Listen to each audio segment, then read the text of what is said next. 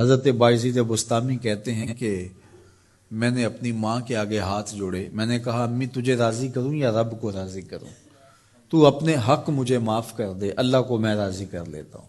ماں نے کہا جاؤ پتر میں اجازت دیتی ہوں۔ گئے جنگلوں میں ذکر و فکر میں لگے رہے، تنہائی میں اس کو یاد کرتے رہے، دن رات ذکر کے چراغ روشن رکھے۔ 12 سال گزر گئے حق کی تلاش میں۔ ایک دن واپس بستام کے قریب سے گزر رہے تھے، خیال آیا چلتے چلتے ماں کو سلام کر جاؤں۔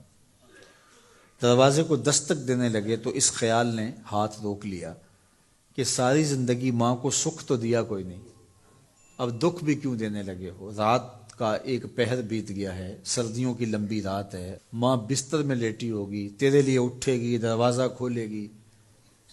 دروازے کے ساتھ ہی لگ کے بیٹھ گئے اور ساری رات کاٹ دی، اس خیال سے کہ ماں کو تکلیف نہ ہو۔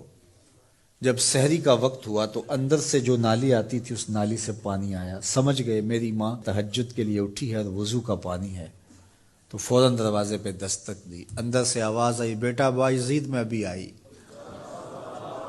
مائیں بیٹوں کے دستک کے انداز سے جان لیتی ہیں یہ کس بیٹے کے ہاتھوں کا لمس ہے۔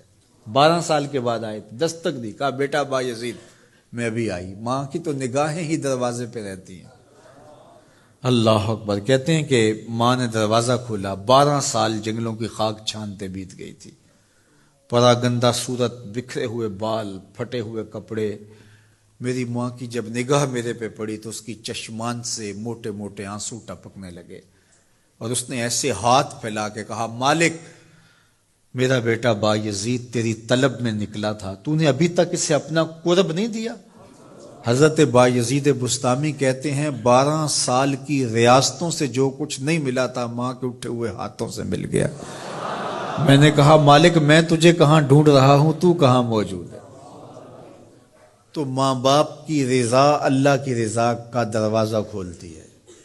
جن لوگوں کے ماں باپ ناراض ہیں اور وہ جا کے پیر صاحب کی خدمت کرتے ہیں، اور میاں ماں کے قدم چومو، باپ کی ٹانگیں دباؤ، ان کی خدمت کرو، تمہارے پہلے مرشد وہ ہیں، ان کو راضی کرو، پھر کسی شیخ کامل کی صحبت میں آنا، دیکھو کیسے دل کی بند کھڑکیاں کھلتی ہیں۔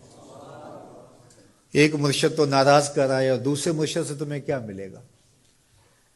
تو راستہ یہیں سے کھلے گا۔ والدین کو کبھی ناراض نہ کرو، والدین کو کبھی دکھ نہ دو، والدین کو کبھی تکلیف نہ پہنچاؤ، اور والدین کو بھی چاہیے کہ اپنی اولاد کو اپنا نافرمان نہ بنائے۔ ایک بزرگ فرماتے ہیں کہ مجھے برابر 30 سال ہو گئے ہیں کہ میں اپنی اولاد کو کوئی حکم ہی نہیں دیا، کوئی حکم نہیں دیا۔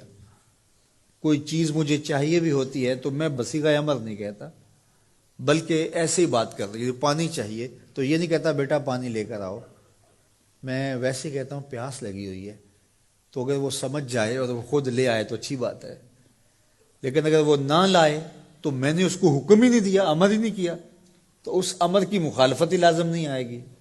تو کہا 30 سال برابر گزر گئے ہیں، میں نے اپنی اولاد کو حکم نہیں دیا کہ کہیں وہ میری نافرمان نہ ہو جائے، چونکہ اگر وہ نافرمان ہو گئی پلے کچھ نہیں رہے گا۔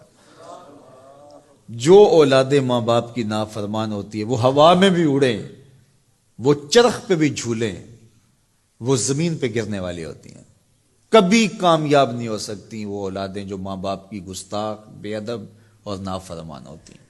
وہی اولادیں سرخرو، کامیاب اور کامگار اور بامراد ہوتی ہیں جو ماں باپ کی خدمت کرتی ہیں، ماں باپ کی دعائیں لیتی ہیں۔ وہ ایک بچہ ماں باپ کے پاؤں دبا رہا تھا، تو ایک بچہ ایک بر اعظم میں، دوسرا دوسرے بر اعظم میں، تیسرا تیسرے بر اعظم میں بڑے بڑے کاروبار کر رہا تھا۔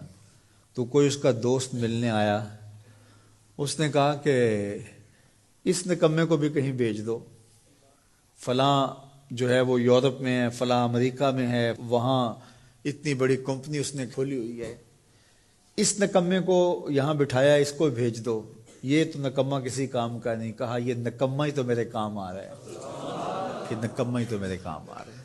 تو اولاد خوش نصیب ہے کہ اپنے ماں باپ کی خدمت کرے اور ان کے ساتھ حسن سلوک کرے۔